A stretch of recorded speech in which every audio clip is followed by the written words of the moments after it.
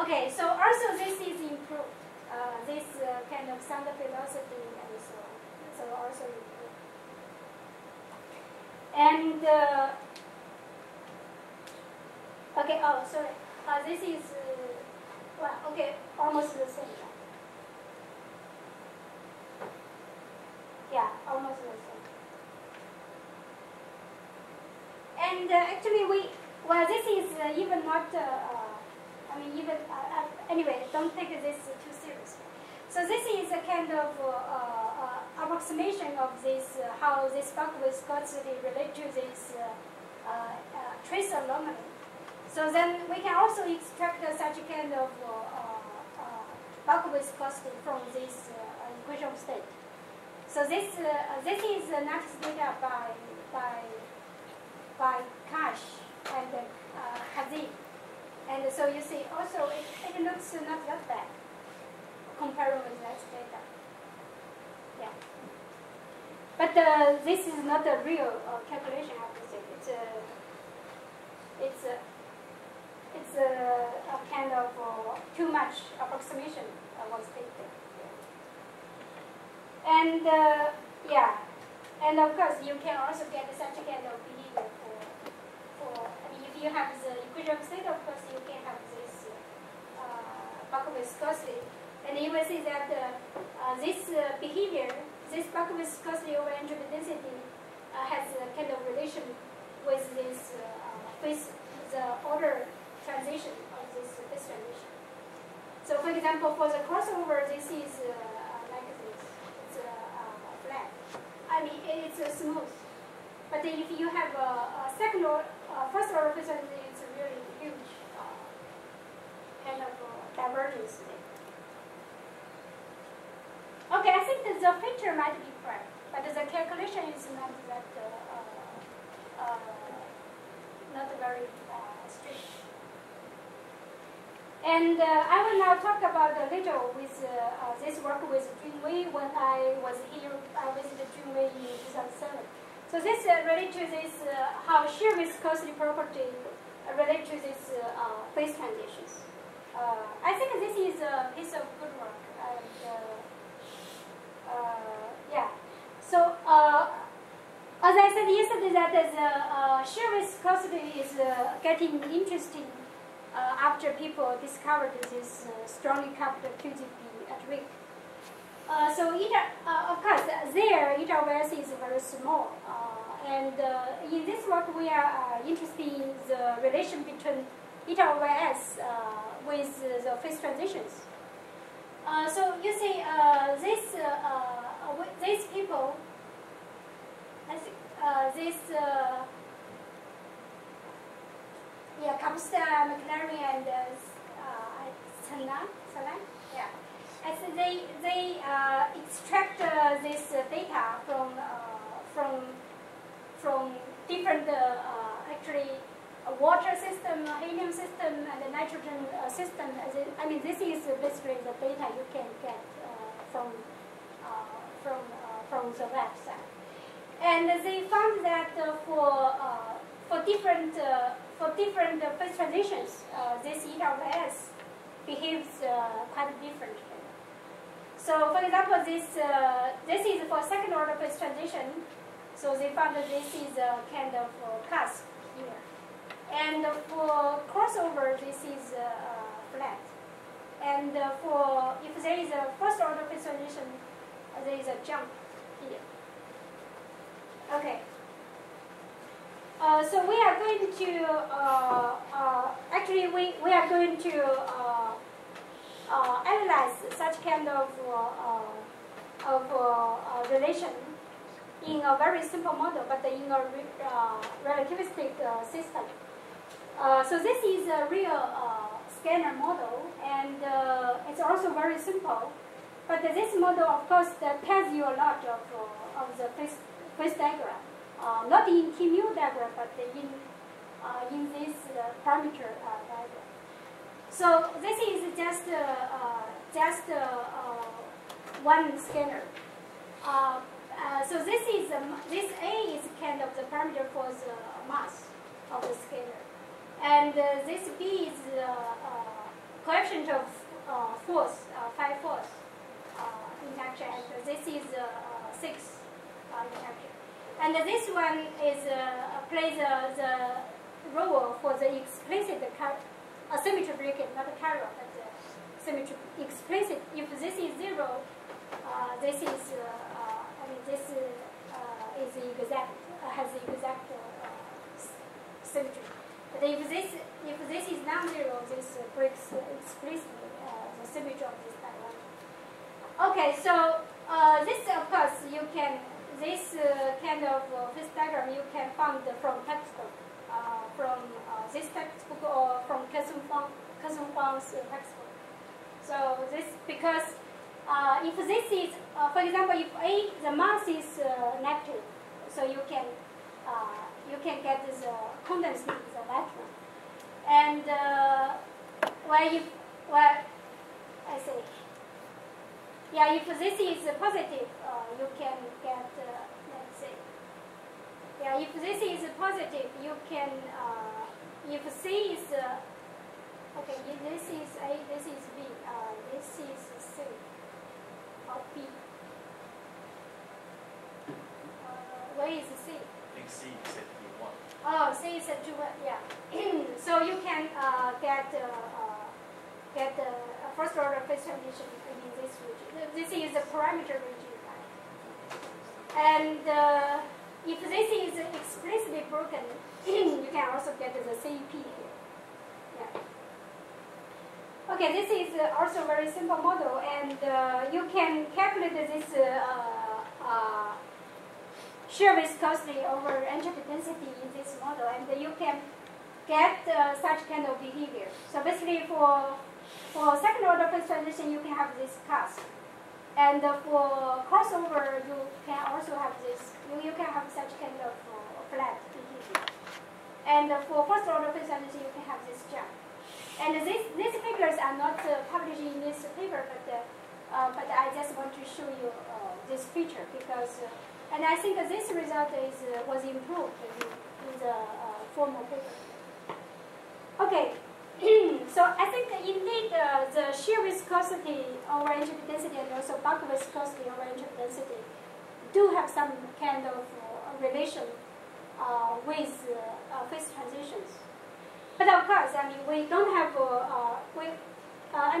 really around the TC, we don't have good models to really calculate these behaviors. So I think this part is still, well, I think not so many results. Of course, Jun Wei and his collaborators has many results for perturbative QCD part for eta over S and bulk viscosity over S. Yeah. But for phase transition part, it is still very challenging. Okay, now basically I talked about. Okay, I have only 1/2 hour. Okay, I will talk about this part.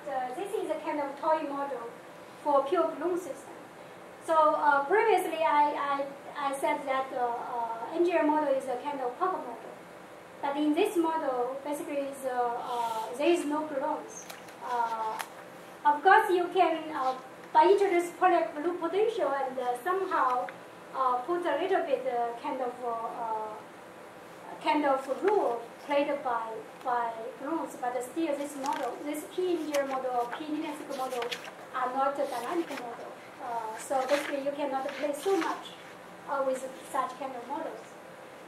We need a kind of dynamic model for pure balloon system. We don't have yet, but this is, I will show you a kind of toy model. This toy model is a kind of engineer type. I would say engineer type pure balloon system. So what I mean is that, so actually this model was introduced in 1986. This model was motivated by engine model because in engine model, okay, so in the vacuum we have pulse condensate. So then, okay, they say, okay, for balloon ions also can condense in the vacuum, right? And so in engine models, they have a kind of BEC condensation for metals. But how about the kind of BEC condensation for gluons? Okay, so this is kind of very simple that, okay, assume that we have a pair of gluons. So we have a gluon condensate.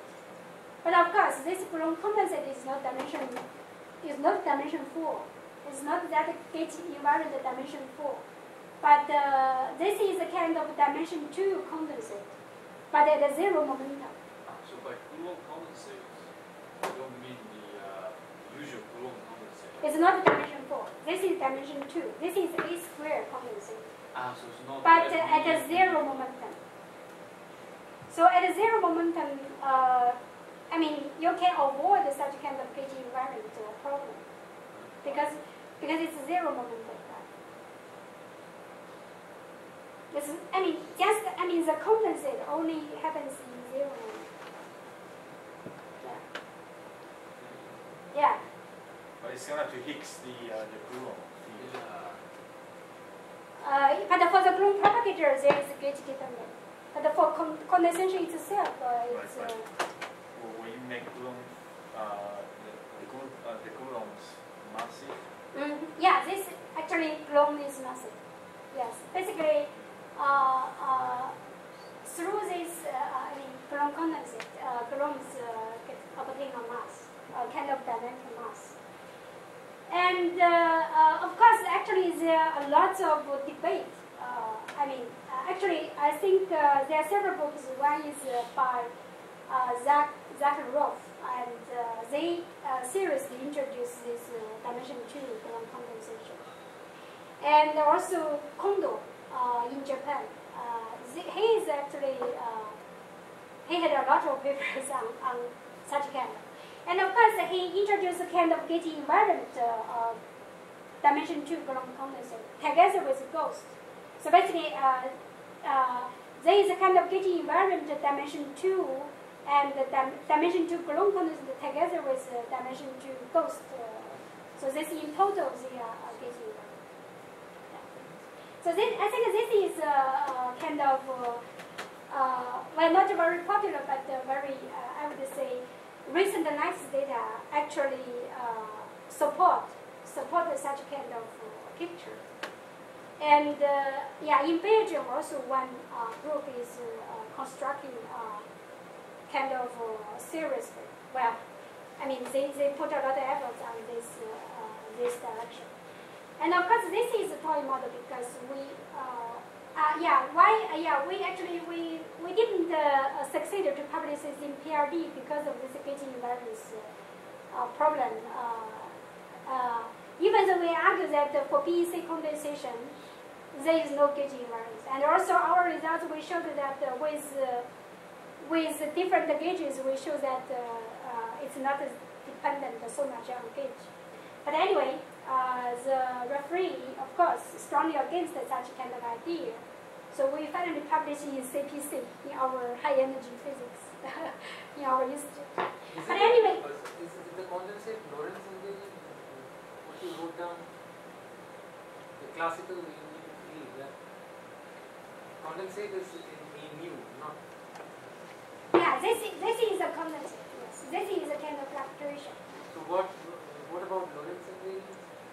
Lorentz invariance is there, but eventually, of course, because it's a vector field which gets an expectation value. This is not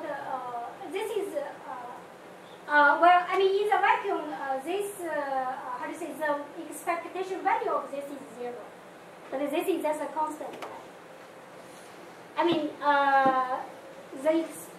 So basically, there is no expectation value of this, because it's kind of in different directions you can have this. So what is the condensate thing? Condensate is actually this is 0, and condensate is actually this one.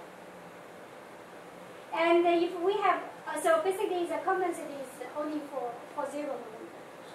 So each of those things is So when So when this you is write, dimension 4, this is dimension 2. Yeah. I'm just trying to understand, when you form bilinear out of two a mu's, Yeah. you're thinking of it as a local operator, a mu square of x, basically. Mhm. But that gets contributed. That is gauge dependent. That's A mu gauge- x is gauge dependent. Yes, a mu square of x is gauge dependent. Yes. So what are you saying, sir? Is only the zero momentum component? Yeah, of yeah. it? I mean, when momentum is 0, because we have a BEC condensation. So basically, I mean, this itself is getting. So it's the zero momentum component of a mu Yeah. times the zero momentum component of a mu, which gets a condensate. Yeah. Okay. But why is that gauge not- invariant? So I still don't understand. Yeah. Why is that gauge invariant? I mean, this. Well, you can. I have. We in the paper we have shown that. Also in this paper they have shown that. I mean, you just do the gauge transformation at a zero momentum. This indeed. I mean, because this is only for p equal to 0, right? Yeah, but then naively I would imagine that then you have to know a field in the entire space-time. You will map out the zero. Yeah. Okay. Right. I mean, even though this itself is, well, I mean, if this is p dependent, this is indeed gauge dependent, but still you can introduce a kind of gauge invariant if you introduce ghost together. So this is introduced by Kondo in Japan. Yeah, but I mean, okay. So I would not get into this kind of debate here because. Yeah, we had a trouble cause, but I just want to give you the idea that. Yeah, okay, but then the Coulomb Lagrange right now there with a There. mass. Yeah, this. That is Yeah. definitely gauge together. Yeah. For sure. Yeah. Yeah. Right. So Yeah. so Lagrange itself is already gauge dependent. Yeah, but Start. yeah, okay, okay, but I think this you can one can introduce ghost to get a gauge invariant. So actually in Belgium, this one Belgium group, they are seriously taken such kind of dimension 2 condensation picture. Because actually lattice data now really support there is a non-zero Coulomb mass in the vacuum. Because the calculus is Coulomb propagator. But that's gauge dependent, presumably. Propagator, of course, is gauge dependent. Huh? I mean, Coulomb propagator, of course, It is is gauge dependent. dependent, so Yeah. I don't know what that means. But I mean, you can choose different gauge, and you can say there is mass. Yeah, mass, of course, is gauge dependent. I mean, Coulomb mass is, of course, gauge dependent. So, but the picture is that, okay, you really need such kind of Coulomb mass. Well, dimension 2. Actually, in my lecture in the afternoon, also related to such kind of dimension 2. But there, I don't know what the dimension 2 means. Yeah, okay. But as I said, that this is essential, I would say. This Also, study. also, if you introduce these kind of mass terms, in addition to the problem of gauge dependence, you have additive renormalization as well. Mm-hmm. So you're actually introducing a lot of troubles to yourself.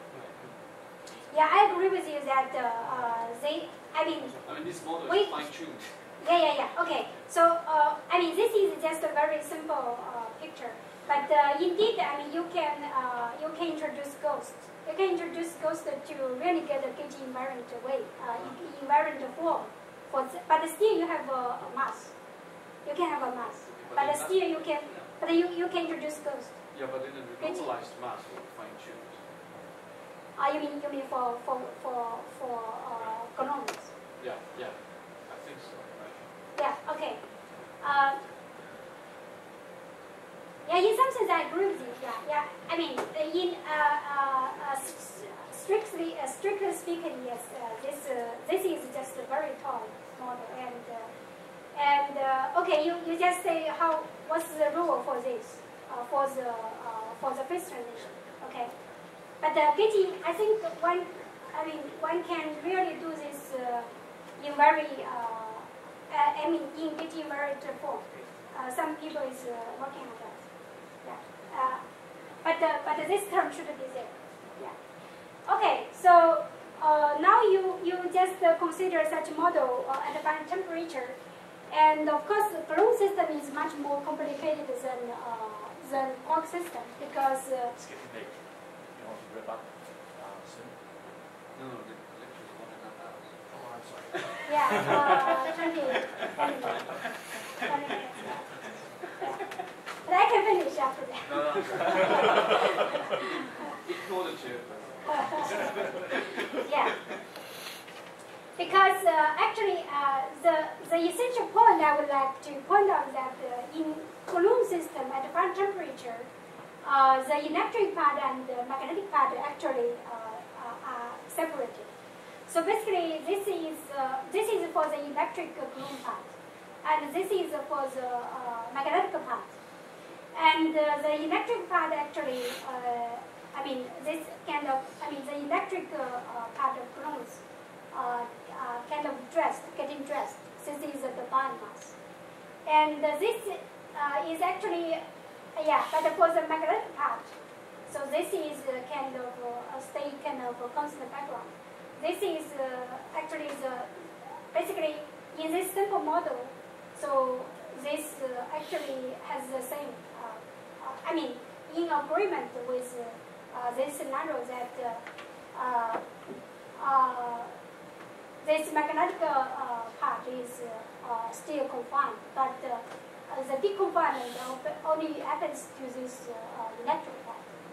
And this is somehow related to this, so this actually Su Hong Li from Korea, and he extracted this electric balloon and also the magnetic balloon condensate. This is dimension 4 from that data. And you see that the magnetic part actually stay like a background constantly, but the electric part kind of getting this is kind of sharply, very fastly changing. This is because of the bond screening. And we also we can also compare with the data that, so this behavior, this is for the electric part, and this is for the magnetic part.